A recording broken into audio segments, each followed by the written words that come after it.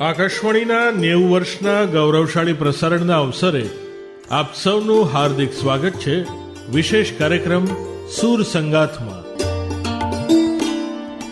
9 દાયકાઓથી આકાશવાણીએ સંગીત, સંસ્કૃતિ અને કલાને ઘર ઘરમાં પહોંચાડવાનું પવિત્ર કાર્ય નિભાવ્યું છે અને અનેક પ્રતિભાશાળી કલાકારોને એક મજબૂત મંચ પૂરો પાડ્યો છે.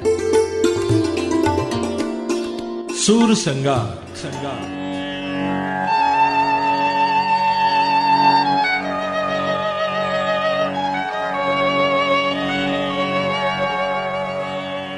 આ વિશેષ શ્રેણીમાં આપણે મળીશું આકાશવાણી સાથે જોડાયેલા પ્રતિષ્ઠિત ગાયક અને કલાકારોને, જેઓ પોતાના સુરોથી શ્રોતાઓના દિલમાં વિશેષ સ્થાન બનાવી ચૂક્યા છે. તેમની સંગીત યાત્રા, અનુભવો અને યાદગાર પળો સાથે સૂર સંગાથ આપને લઈ જશે એક મધુર અને આત્મીય સંગીત પ્રવાસ પર.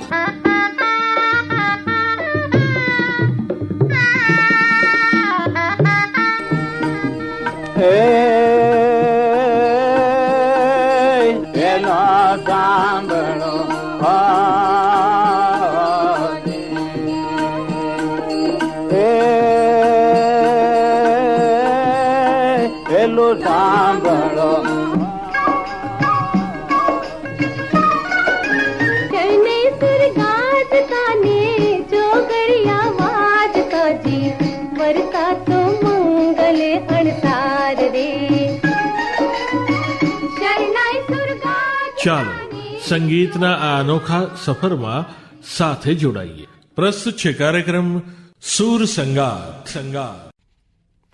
શ્રોતા મિત્રો, આકાશવાણી અમદાવાદ વડોદરાના ખાસ કાર્યક્રમ સૂર સંગાથમાં આપનું સ્વાગત છે, જે આકાશવાણીની 90 વર્ષની પ્રસારણ યાત્રાને ઉજવે છે. આ ખાસ પ્રસંગે અમારી સાથે છે સુગમ સંગીતનો એક શક્તિશાળી અને સુરીલો અવાજ સુશ્રી કલ્યાણી કૌઠાડકર, જેમણે પરંપરા અને આધુનિકતાના સુંદર મિશ્રણથી શ્રોતાઓના હૃદયમાં એક ખાસ સ્થાન બનાવ્યું છે. કલ્યાણીજી, આકાશવાણીના સ્ટુડિયોમાં આપનું સ્વાગત છે. ખૂબ ખૂબ ધન્યવાદ અને અભિનંદન પાઠવું છું કે 90 વર્ષની આ પ્રસારણ કરવાની યાત્રા એ ખરેખર એક કેવો મુકામ ગણાય આજે આકાશવાણીના, એટલે જીવન કહીએ તો પણ ચાલે. એટલે ખૂબ આનંદ થાય છે. સૌને ખૂબ ખૂબ અભિનંદન અને ધન્યવાદ કે આપે આ પ્રસંગે મને અહીંયા બોલાવી અને યાદ કરી એક સરસ સાંગીતિક ગોષ્ઠી માટે. સૌપ્રથમ કલ્યાણીજી, શ્રોતાઓને તમારી સંગીત યાત્રા અને તમારા પરિવારના સંગીત વારસા વિશે જણાવશો? ખરેખર એવું જોવા જઈએ તો સંગીતનું કુટુંબ હતું એવું કહીએ તો ચાલે, કારણ કે મહારાષ્ટ્રમાં મારા નાની એટલે યોગિની જોગળેકર એ બહુ મોટું નામ, અને જેમની જન્મ શતાબ્દી ઉજવાઈ રહી છે આ વર્ષે 2026માં. તો મારા માતા એમની પાસે લગભગ 12 થી 13 વર્ષ ક્લાસિકલ શીખ્યા. મારા પપ્પા ગુરુ શ્રી સુધીર ફડકે એમની પાસે થોડોક કાળ શીખ્યા. તો એમનો વારસો, એ સંગીતનો વારસો, એ સંગીતની તાલીમ ઘરમાં જ હતી, એટલે કાને તો પડે જ. પણ ધીમે ધીમે 11 વર્ષની ઉંમરે પપ્પાને એવું થયું કે કદાચ આ છોકરી ગાઈ શકશે. અને ધીમે ધીમે એમ કરતા, જેમ મહારાષ્ટ્રીયન કુટુંબોમાં ગણપતિ ઉત્સવનો બહુ મહિમા હોય છે, તો એ વખત દરમિયાન ગણપતિ ઉત્સવનો જે ખરેખર ઉદ્દેશ્ય હતો કે બધા ભેગા આવે, બધાની કલા પ્રસ્તુતિ થાય, તો નાના છોકરાઓ માટે ફેન્સી ડ્રેસ કોમ્પિટિશન અથવા તો રંગોળી, મહેંદી, એમ સંગીતની સ્પર્ધાઓ થતી ત્યારે. અને એ વખતે અમારા માતા પિતા એવું કહેતા કે જીતવું અથવા પ્રથમ નંબર આવવો એ જરૂરી નથી, પણ આપણે ભગવાનની સામે ગાઈએ અને આપણી કલા પ્રસ્તુત કરીએ એ સૌથી અગત્યનું છે. તો ધીમે ધીમે એવા જ પ્રસંગોમાં અને સ્પર્ધાઓમાં હું ભાગ લેતી થઈ. એટલે તમે જે સાર્વજનિક ગણેશ ઉત્સવ, એટલે એની અંદર બધા ભેગા થતા, ત્યારે તમે એમાં પાર્ટિસિપેટ? હા, અને એનું મુખ્ય કારણ હતું કે ત્યારે ટીવી નહોતા, મોબાઈલ નહોતા, સિરિયલ્સ નહોતા, અને માત્ર એ જ એક માધ્યમ હતું જેને આપણે એમ કહીએ ને કે સોશિયલી કનેક્ટેડ, કે લોકો બધા આવે, ગણપતિજીની આરતી થાય, પછી સરસ આ છોકરાઓનું પ્રેઝન્ટેશન થાય, અને એ પ્રેઝન્ટેશનમાંથી તમને ક્યાંક ખબર પડે કે અરે આ સરસ કોઈક ઇન્સ્ટ્રુમેન્ટ વગાડી શકે છે, અરે આનું ડ્રોઈંગ સરસ છે તો આ છોકરી સરસ કંઈક રંગોળી ડ્રો કરી શકે અથવા મહેંદી ડ્રો કરી શકે. તો એવી રીતે મેં પણ ઉત્કર્ષભાઈ એક સ્પર્ધામાં ભાગ લીધો હતો અને મને યાદ છે કે એ દિવસે ગણપતિજીને લાવ્યા હતા અને બહુ જ ગુલાલ ઉડ્યો હતો, તો ગુલાલ થોડો ગળામાં પણ ગયો હતો, એટલે સાંજ સુધી લગભગ અવાજ બેસી ગયો હતો. પણ તેમ છતાંય બી પપ્પા મમ્મીનું એવું મોટિવેશન, એન્કરેજમેન્ટ કે ના બેટા નંબર ના આવે તો કંઈ નહીં, પણ આપણે ભગવાનજી સામે ગાવાનું. અને થયું એવું કે ત્યારે વિદ્વાન લોકો જે ક્લાસિકલ શીખવાડતા, દિવ્યાંગભાઈ ઠાકોર મારા ગુરુ, જેમની પાસેથી હું આગળ મેં બેસિક તાલીમ લીધી, ત્યારે એ નિર્ણાયક તરીકે આવ્યા હતા. અને એ બેસેલા અવાજમાં પણ ક્યાંક મારાથી સૂરમાં ગવાયું હશે, તો એ સ્પર્ધામાં મને પ્રથમ ઇનામ મળ્યું. અને ત્યારથી ધીમે ધીમે મારી આ સાંગીતિક જર્ની એ શરૂ થઈ. ખૂબ સાચી વાત છે. ખરેખર જ્યારે સંગીત વારસામાં મળે છે ત્યારે તેની ઊંડાઈ અનોખી હોય છે. બિલકુલ બિલકુલ. તો આ થઈ તમારી ઇનફોર્મલ ટ્રેનિંગ. ફોર્મલ ટ્રેનિંગ ક્યારથી ચાલુ કરી તમે?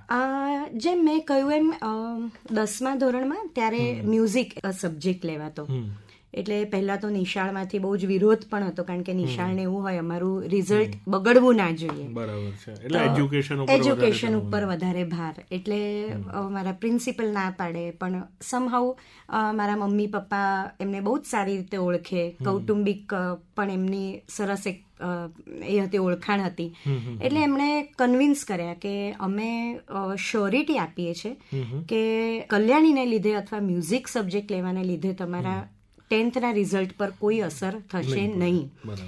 એટલે પછી મેં આદરણીય ગુરુ શ્રી દિવ્યાંગભાઈ ઠાકોર પાસે 10મા ધોરણની જે થિયરી અને પ્રેક્ટિકલ હોય એની પણ તાલીમ લીધી, અને ધીમે ધીમે ક્લાસિકલના અલગ અલગ રાગો અથવા અલગ અલગ તાન પલટા કેવી રીતે એનો રિયાઝ કરવો એ પણ હું ધીમે ધીમે એમની પાસેથી જ શીખતી ગઈ.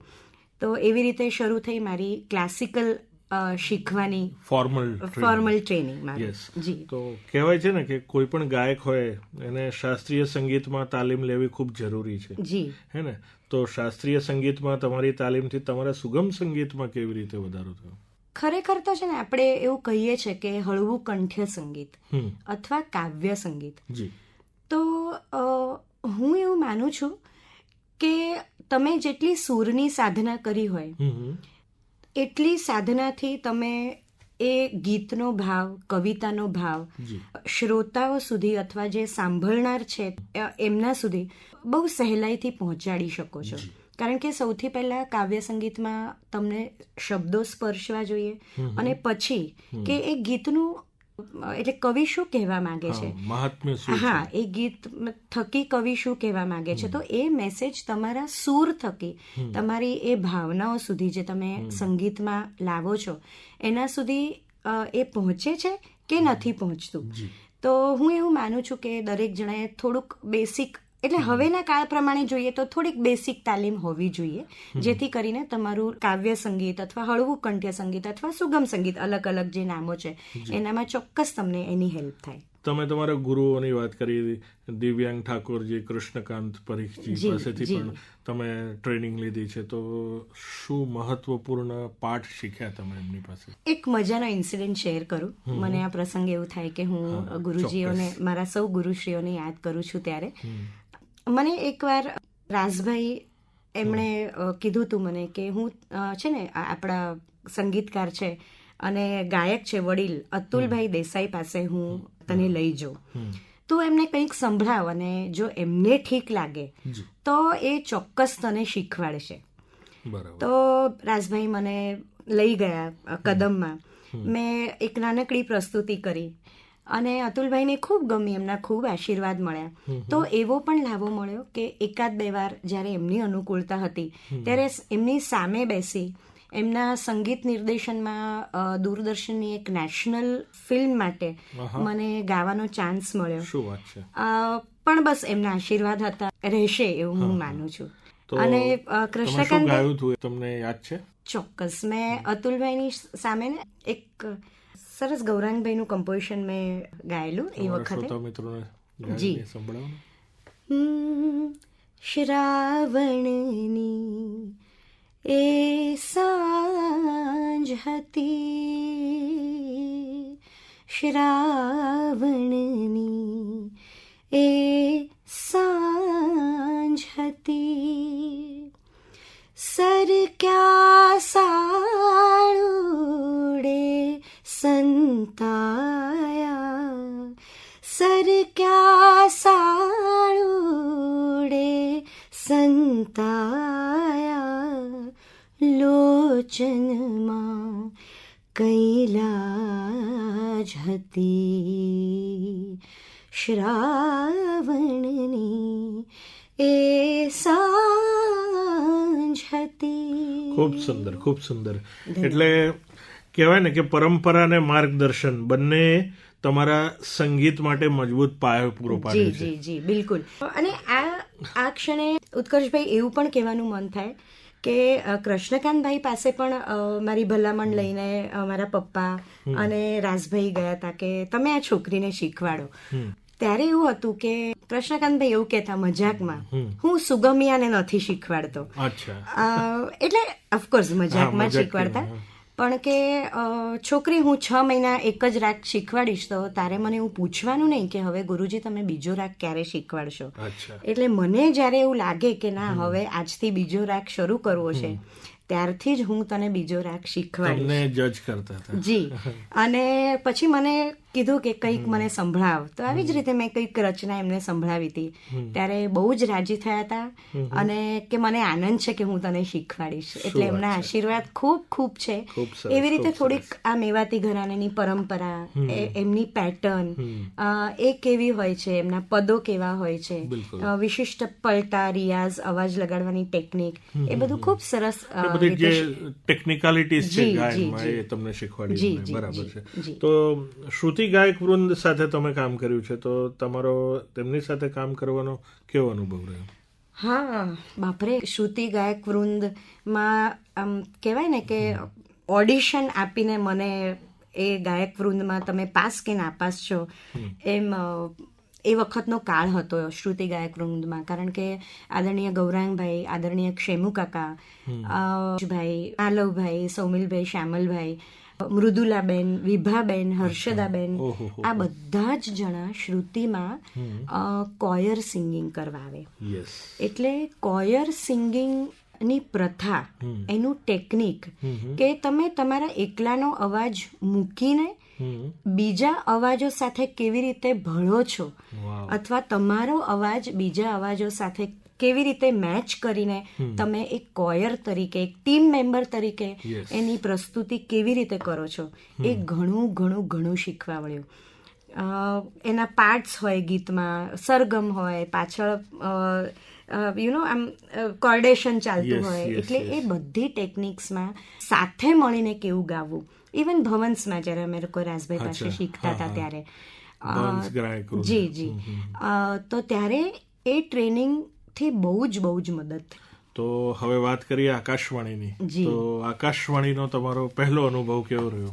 હું આકાશવાણીમાં ઉત્કર્ષભાઈ આવીને એનું રીઝન પણ કોયર સિંગિંગ જ હતું. અચ્છા. કારણ કે ત્યારે અલગ અલગ કોરલ ના રેકોર્ડિંગ્સ અહીંયા થતા. તો ઘણી બધી વાર હિમનભાઈ તપોધન એમના રેકોર્ડિંગ્સ માટે અમને બોલાવતા, અથવા મનુજ સાહેબનું કોઈ પ્રોડક્શન હતું એના માટે બોલાવતા. સ્ટેશન ડિરેક્ટર હતા આપણા. એટલે તુષારભાઈનો કોઈ થીમેટિક કન્સેપ્ટ હોય તો એના માટે બોલાવતા. એટલે આકાશવાણીની જર્ની ખરેખર તો એ રીતે શરૂ થઈ. કેટલી ઉંમર હશે તમારી તમે જ્યારે આકાશવાણી? મે બી 12th સ્ટેન્ડર્ડ. શું વાત છે? હા, એક્ઝેક્ટલી યાદ નથી, પણ મે બી એ. તો ત્યારે શું ગાયું હતું તમે સૌથી પહેલા આવ્યા હતા ત્યારે? એમ યાદ નથી આવતું હવે, કારણ કે ત્યારે તો ઘણા બધા કોરલ્સ ખાસું બધું કર્યું હતું. તમે સૌથી પહેલા ક્યારે આવ્યા હતા આકાશવાણીમાં અને કયો ગ્રેડ મળ્યો હતો તમને? હા, હું આવી હતી આકાશવાણીના બી ગ્રેડનું ઓડિશન આપવા. અચ્છા. એટલે આ વાત થાય છે કોરલ પછીની. ઓકે. એટલે ધીમે ધીમે એનો અનુભવ લઈ પછી રીતસર 15 ગીતો રાજભાઈ આગળ બેસીને તૈયાર કરવા. સુગમ સંગીતના આપણે જેમ કહીએ કે કાવ્ય સંગીત માટેનું આ ઓડિશન છે, હળવું કંઠ્ય સંગીત. તો એના માટે 15 ગીતો જેમાં વેરાયટી હોય કે એક ગરબો હોય, એક ભજન હોય, એક પ્રોપર ગીત હોય, એકાદી ગઝલ હોય. તો એવા 15 ગીતો મેં તૈયાર કર્યા હતા. અને સરસ તાનપુરા પર મને યાદ છે કે આપણા રેડિયોના જ મહેન્દ્રભાઈ સાહેબ હતા, હસમુખભાઈ સાહેબ હતા, એ બધાની સામે ઓડિશન આપ્યું અને કે હવે ફલાણા નંબરનું ગીત ગાવ એમ કરીને. તો એ પણ એક અનુભવ સરસ રહ્યો અને હું ધીમે ધીમે પછી બી ગ્રેડમાં પાસ થઈ. પછી મારા બ્રોડકાસ્ટ થવા લાગ્યા આકાશવાણી પર. તો એના માટે પણ સરસ નવા ગીતો તૈયાર કરવા, ઓડિયન્સને ગમે એવા ગીતો, એમનો શું પ્રતિસાદ છે, આપણે જે ગીતો પ્રસ્તુત કરીએ છીએ એના માટે, એ બધું જાણીને એક સરસ જર્ની આકાશવાણીની શરૂ થઈ. તો તમે વાત કરી બી ગ્રેડમાં તમે સૌથી પહેલા ઓડિશન આપ્યું હતું અને અત્યારે તમે છો ટોપ ગ્રેડ. જી જી જી. તો આ જે બી થી ટોપ ગ્રેડ સુધીની જે જર્ની છે એના વિશે થોડી વાત કરો. જી. બી ગ્રેડમાં ખાસા બધા બ્રોડકાસ્ટ થયા. પછી આઈ થિંક આપણે ત્યાં એક એવો નિયમ હોય છે કે લગભગ 5 થી 7 વર્ષ તમને એક ગ્રેડમાં રહેવું પડે છે. તો પછી ધીમે ધીમે એક મોટિવેશન એવું પણ મળ્યું કે હવે તું બી ગ્રેડમાં થઈ ગઈ છું કે બી હાઈ માટે તું ટ્રાય કર એમ. તો એના માટે પણ ઓડિશનની તૈયારી કરી, સરસ ગીતો 15-20 ગીતો રેડી કર્યા એના માટે. એમાં પણ એવી થોડીક વેરાયટી કે ભાઈ આપણે કંઈક ડિવોશનલ હોય એમાં, અથવા એકાદો ફોક ટચ જે ગીતમાં હોય, કોઈ ગઝલ હોય, કોઈ લિલ્ટિંગ એકાદું ગીત હોય, એવા સરસ 5 કે 6 ગીતો મને યાદ છે કે રેકોર્ડ કર્યા. કારણ કે બી હાઈનું ઓડિશન દિલ્હી જાય છે.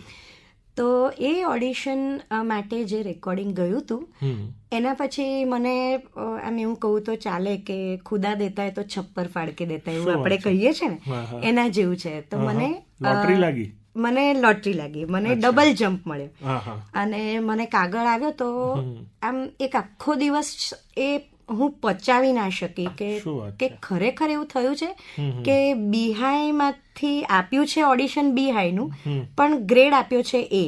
એટલે કઈ ભૂલતો નથી. એટલે મને આમ એક આખો દિવસ I was under that impression કે ના કંઈક લખવામાં કે ટાઈપિંગ એરર, કારણ કે કાગળ આવે પહેલા જેવું ડબલ શ્યોર કરીએ. એટલે મારા માતા પિતા પણ માનવા તૈયાર નહોતા કે ના એવું બને જ નહીં એમ. એટલે કે આપણે પૂછીએ કોઈકને. એટલે મમ્મી પપ્પાએ ગુરુજીને ફોન કર્યો, રાજભાઈને, કારણ કે ત્યારે રાજભાઈ પણ ટોપ ગ્રેડ હતા. એટલે કે આવું બને રાજભાઈ? એટલે કે કાગળમાં શું લખ્યું છે? એટલે એમણે એવું કીધું કે બસ આવી રીતે લખ્યું છે કે બી હાઈનું ઓડિશન છે પણ તમને એ ગ્રેડ આપવામાં આવ્યો છે, એટલે કે તમે કાગળ લઈને કાલે બપોરે મારા ઘરે આવો, આપણે જોઈ લઈએ. અને ગુરુજીએ કાગળ વાંચ્યો અને મમ્મી પપ્પાને સાંત્વના આપી કે ના જે છે બરાબર છે ને, એવું જ થયું છે. એટલે એ જે અઠવાડિયાનો સમય હતો ને એ કોના આશીર્વાદ, કેટલા બધા પણ તમને એક્સેપ્ટન્સ નહોતું. એટલે એ એવી એક ફિલિંગ હતી કે, અને મનમાં તો એવું જ હતું કે ભલે એ તો થઈ જ જવો જોઈએ, બરાબર. તો એ ગ્રેડમાં તમે જયારે આપ્યું હતું ઓડિશન એટલે બી હાઈ માટે, ત્યારે શું ગાયું હતું તમે, યાદ છે? હા, મને યાદ છે થોડાક, એકાદ ગીત હતું, એકાદ ગઝલ હતી, ગરબો હતો માતાજીનો એક સરસ. તો એ ગરબો આજે ગાઈ નથી.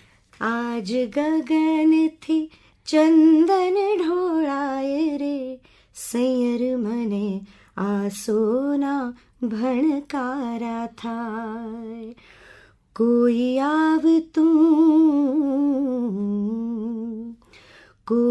આવતું ક્ષિતિજથી પરખાય રે, આછા આછા ચાંદનીના ચમકારા થાય.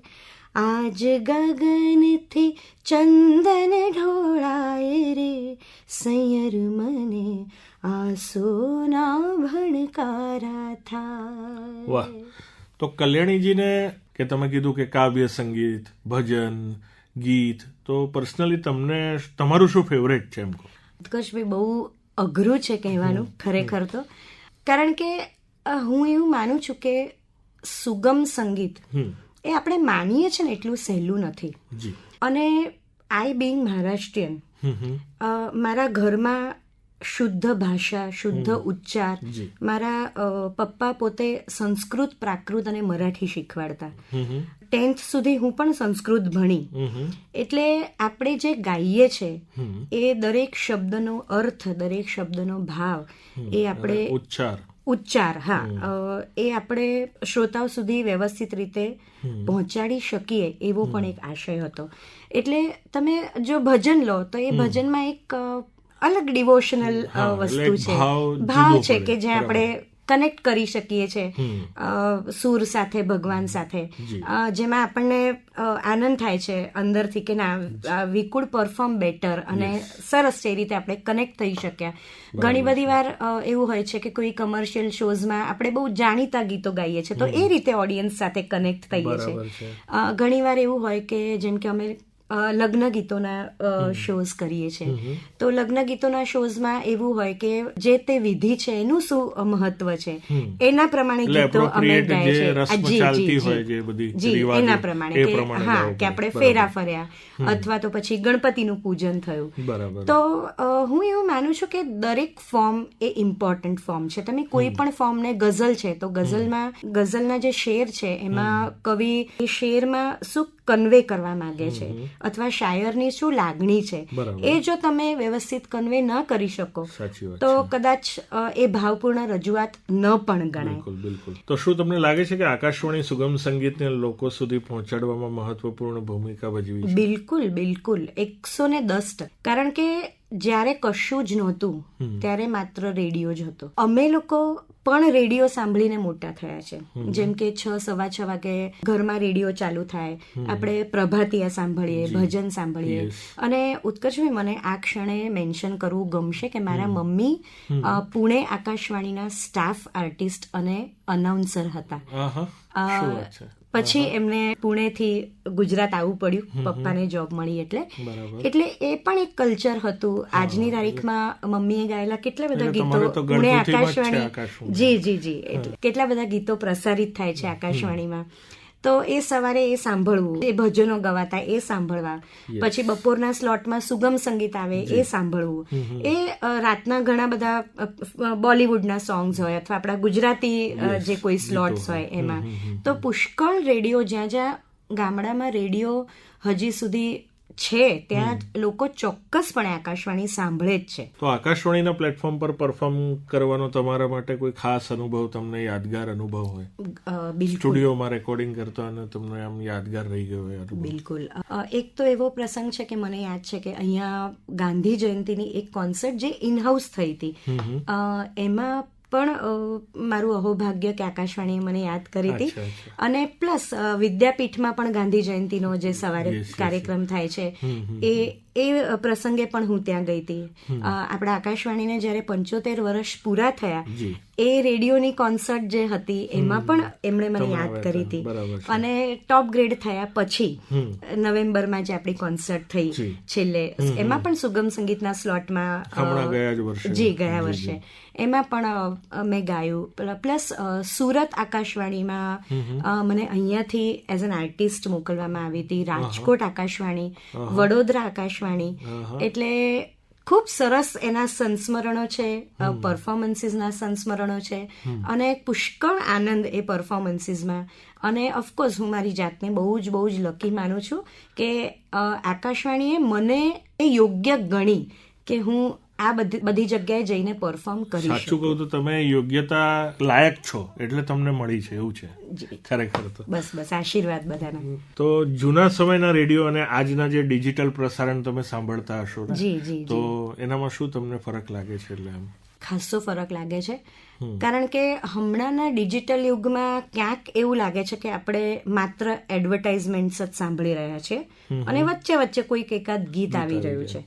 ક્યારેક તમને ન ગમે એવી એડવર્ટાઇઝમેન્ટ્સ હોય, તમને ન ગમે એવા ગીતો હોય. ઓફકોર્સ દરેકનો પર્સનલ ચોઇસ પણ હોય.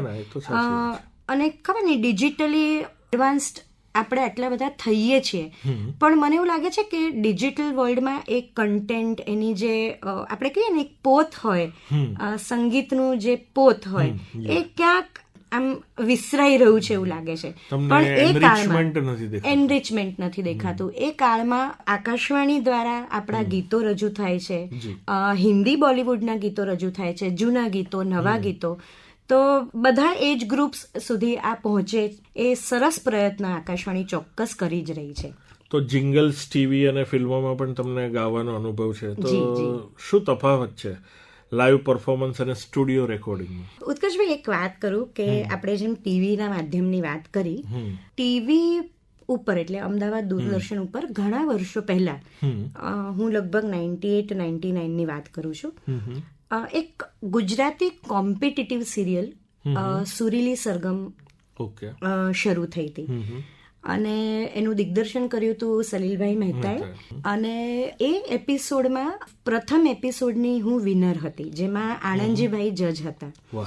અને જેમ આપણે પછી જેમ સારેગમ જોયું કે એક આ રાઉન્ડ, એક કવિ રાઉન્ડ, એક ફોક રાઉન્ડ, એમ અલગ અલગ 4-5 પ્રકારના રાઉન્ડ્સ હતા.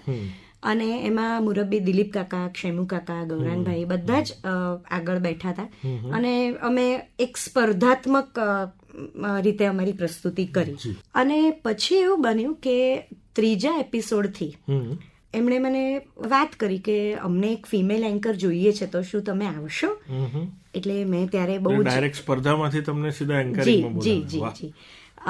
તો એમણે મને જ્યારે આ વાત કરી, રજૂઆત કરી, ત્યારે મેં મમ્મી પપ્પા સાથે વાત કરી. એટલે મમ્મી પપ્પાને જ કીધું કે ગાતા આવડે, બોલતા આવડે નહીં, પણ એમના સપોર્ટથી અને ઘણું બધું અમે લોકો ખાસું લેસન કરતા. આપણા જે ગીતો અથવા સ્પર્ધકો આવે એ કયા ગીતો ગાય છે, એના કવિ અને સ્વરકાર ઓકે છે કે નહીં, એની પ્રસ્તુતિ કેવી છે, એ દરેક એપિસોડમાં અમે ખૂબ ધ્યાન રાખતા. અને દર અઠવાડિયે એક નવા જજ એ એપિસોડમાં સ્પર્ધા ને જજ કરવા આવતા.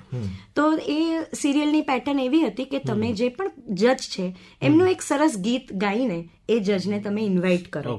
તો ઉત્કર્ષભાઈ એના 111 એપિસોડ્સ થયા. એટલે યુ નેમ ઇટ. અને એ લોકો પાસે શીખવાનો મોકો મળ્યો છે. જેમ કે હવે આપણે પુરુષોત્તમભાઈને ઇન્વાઇટ કરીએ તો પુરુષોત્તમભાઈનું ગીત હોય, દિલીપ કાકાને ઇન્વાઇટ કરીએ તો દિલીપ કાકાનું ગીત હોય, રમેશ પારેખ આવે તો રમેશ પારેખનું ગીત હોય. તમે નામ લીધું રમેશ પારેખ સાહેબ, તો એમનું એક ગીત સંભળાવો. રમેશભાઈના તો અઢળક ગીતો યાદ આવે છે. આપણું સૌથી ફેમસ સાવરિયો, પણ મને એવું યાદ છે કે એ એપિસોડમાં મેં એમનું એક બાળગીત જે બહુ જ ફેમસ છે એ ગાયેલું. તો એ બાળગીત કયું? હું ને ચંદુ છાના માના કાતરિયામાં બેઠા, હું ને ચંદુ છાના માના કાતરિયામાં બેઠા, લેસન પડતું મૂકી ફિલ્મ રમવા બેઠા, હું ને ચંદુ છાના માના કાતરિયામાં બેઠા. વાહ, ખૂબ સરસ, ખૂબ સરસ. તો કલ્યાણીબેન, એક શિક્ષક તરીકે તમે તમારા વિદ્યાર્થીઓને સંગીત શીખવવા માટે કેવી રીતે પ્રેરણા આપો છો? ખરેખર તો છોકરાઓ, હમણાં નાના છોકરાઓ હમણાં જે યુગમાં છે ને, એ યુગમાં એમને પ્રોપર ટ્રેનિંગ અથવા મોટિવેશન અથવા એન્કરેજમેન્ટ આપવું એ બહુ જરૂરી છે. એટલે અને એ લોકો એક એવા યુગમાં છે કે જ્યાં એમને બધી જ સવલતો છે. આજના જમાનામાં થોડુંક એવું છે કે બધાને ક્વિક રિઝલ્ટ જોઈએ છે, પણ હું એવું માનું છું કે સંગીતમાં એ શક્ય નથી. તમને જે પ્રોસેસ અને જે લર્નિંગ જોઈએ એ તો જોઈએ જ. કલ્યાણીજી, તમારી સાથે વાત કરીને ખરેખર આનંદ થયો. તમારા વિચારો અને અનુભવો અમારા શ્રોતાઓ માટે ખૂબ પ્રેરણાદાયક છે. ધન્યવાદ. અમે આશા રાખીએ છીએ કે તમારા સુરોથી સંગીતની દુનિયાનો સુમધુર બનાવતા રહેશો આપ. અને આકાશવાણીના 90 વર્ષની પ્રસારણ યાત્રા નિમિત્તે આ ખાસ કાર્યક્રમમાં જોડાવા બદલ ખૂબ ખૂબ આભાર. ખૂબ ખૂબ ધન્યવાદ. અને આકાશવાણીના મારા ફરીથી ખૂબ ખૂબ અભિનંદન. હવે મારો પરિવાર છે, મારી ફેમિલી છે એમ ગણું છું. એટલે મારા વતી ખૂબ ખૂબ પ્રણામ સૌને અને ખૂબ ખૂબ અભિનંદન. ધન્યવાદ.